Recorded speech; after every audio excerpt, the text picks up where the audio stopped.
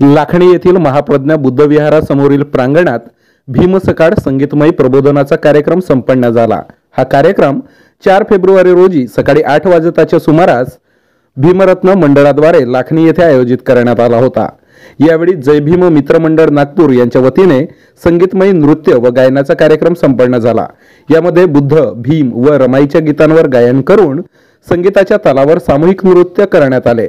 या कार्यक्रमाला लाखणी शहर आजूबाजूच्या परिसरातील बहुसंख्य महिला पुरुष, तरुण तरुणी व अबालवृद्ध मोठ्या संख्येने उपस्थित होते।